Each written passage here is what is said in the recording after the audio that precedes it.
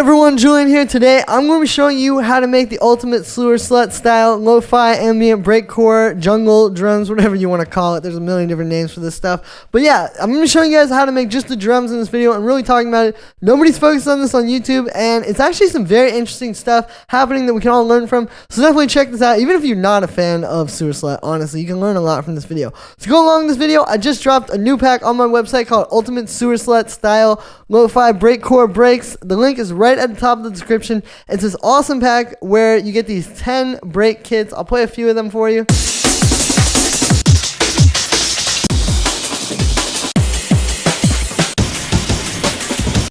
This one's crazy.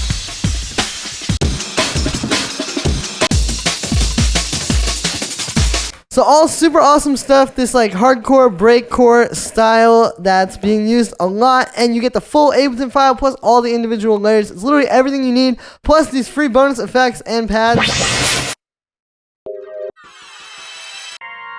Literally everything you need to make a track in the style. The link is right at the top of the description. It's a really great library. It's super affordable. Like, the price is crazy, but you'll be able to get this and really get started and make some of the best tracks in this style. There's nothing like this out there on the market. So if you want more of this or if you enjoy it, definitely go support that. And it's really not just about supporting me, guys. I'm telling you, I'm making this stuff. I do get some benefit, but it's really about just like trying to get back to this community, give you guys the 10 ways I wish existed when I was trying to learn all this stuff. And yeah, so definitely don't miss out, guys. It's a really great pack. I promise it'll get you up and running. I've studied these tracks a lot and I know what I'm talking about here.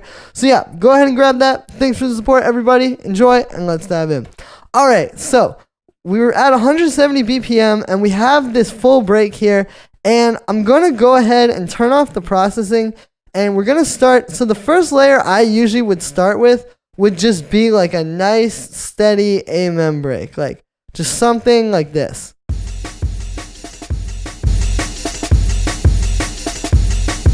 Right? Like that's like that, you know, just some kind of break from any source. There's so many different sources you can get these from, and just get like a solid groove just with that, right? And that may not even be the pattern that you're ultimately going to be doing, but just get that going and then maybe like high pass it.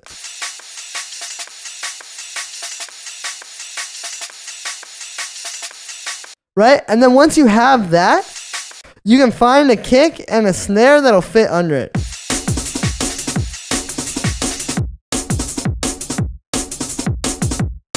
So the way we're doing this is we have just like a nice fat kick sample.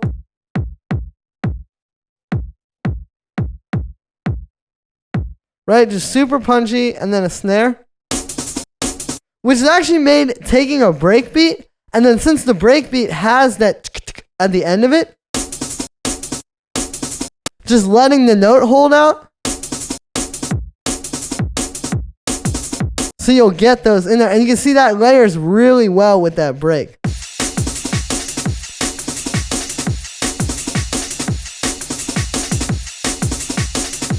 So I recommend taking your snares out of breakbeats. Like any breakbeat will have like some extra little hi-hats on it.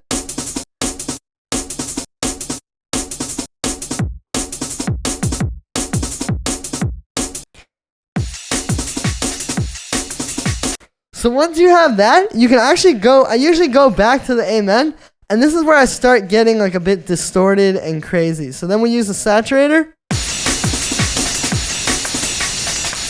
And now you'll see we're actually pushing this like beyond what you would ever imagine, right? And you'll notice the saturator has two things. So the drive is up a lot. We're using these controls down here to really push it. So that's like one extreme on that end of all the way, like a lot of it. But then we're actually just using on the other end of the spectrum only a little bit of dry wet. So it's like this very intense amount of distortion, but just a little bit of it. But because it's so insane, that tiny amount just like, because if we turn it up all the way, it's just straight noise, right? And then we're going to high pass that again, because that adds a lot of, you know, low end, and even boost the highs a little. So now we're going to be having this groove, which is like most of what you're hearing, honestly, right? But we just need to fill it in like a little bit in the mid-range. and groove wise. So this is where you can finally go in and start adding more break beats to it. And I think this is key, is like, you notice we really get the foundation down first before you try to layer too many break beats. There are 3 break beats happening here. You can make that work if you know what you're doing, but you have to get the foundations down first. Like, you can't just start doing these 3 break layers right off the bat. You have to do what we just did. And this groove is already like mostly it, right?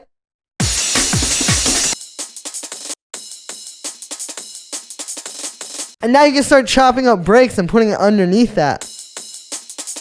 So we can go from this to this. And you can see those two just kind of like, you know, fill each other in a little bit.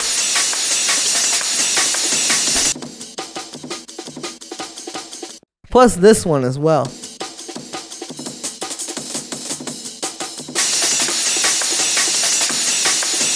And I've actually chopped those differently from the other amen as well, and even differently from the kick and snare. And I think that's another thing people, you can't be afraid to do, is like have these crazy chops and having the different layers doing different things. When I studied Sewerslvt's tracks and a lot of these style tracks, I noticed this. It's like you really create a different groove when you do that too, because obviously like a lot of that really like clean, like well produced, like, you know, bicep and stuff like that. Prospo, like, when they're working with breakbeats, like very, very tight, like everything is the same chop, everything is like tight transients. But here it's like playing around with like what kind of grooves do you get if you just stack 3 breakbeats. And I think the result is very cool.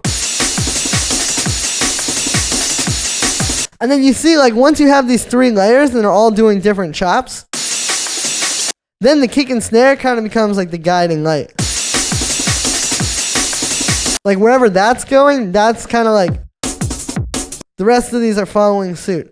And as far as processing, I mean, you really just want to take the first layer and distort it a lot. Now, you definitely, if you're going to do that on one layer, you got to be careful. You don't want to over distort layers 2 and 3. Really, like, no distortion. But yeah, we got those, and really just like high passing so they don't get in the way. So once you have this, and it's already pretty solid, right? You know, it's already like pretty close to what you would want. Then we're going to take a saturator on the whole thing and just push it even further into like oblivion, but still like leaving that definition, like just using your ear to push it to that point where it's like almost over the edge, but you can still hear the kick and snare. You know, it's not like fully white noise. It's pretty like controlled, all things considered.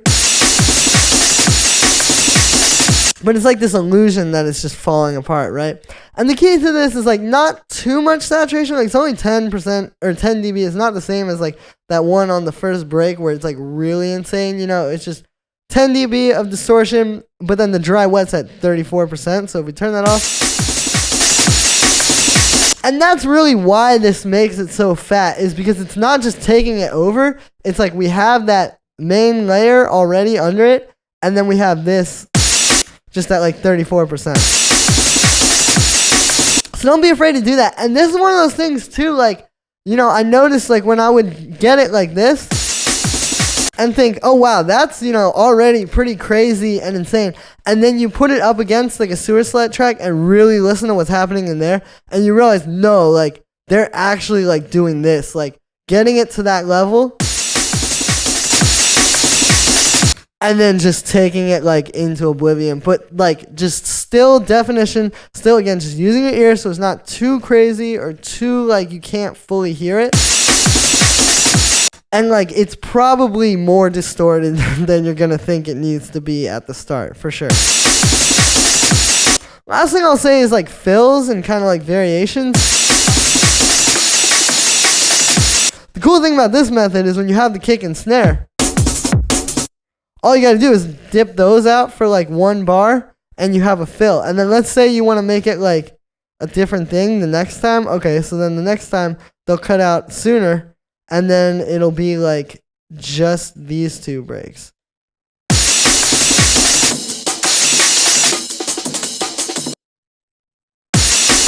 You know, you can do so much variation just by chopping stuff out and having it disappear when you have all these layers like this. And yeah, so there it is. That's how you make those hard breakcore, you know, lo-fi, ambient, jungle style drums that you guys are hearing in all these tracks. Demystified. You know, a lot of people have been wondering how to do this. There's not a lot of information on the internet. This is how you do it. Thank you so much for the support, guys. Like I said at the beginning of this video, you can get the ultimate Sewerslvt style drum breaks. The link is right at the top of the description on my website. It's a really, really great resource. It's affordable, and you get these 10 really high quality breaks. It really is like the ultimate library for this stuff. There's nothing else like this out there, and especially not this high quality and where you're getting the individual loops, all the layers, plus the Ableton files and the individual samples too. I mean, it's a really great value, plus the bonus effects and pads. So definitely go grab that, guys. It'll take your tracks to the next level right now and really help you get where you've been trying to get so you can make the best tracks of your life. Thank you so much for the support, guys. Enjoy the pack, and I will see you tomorrow with another video.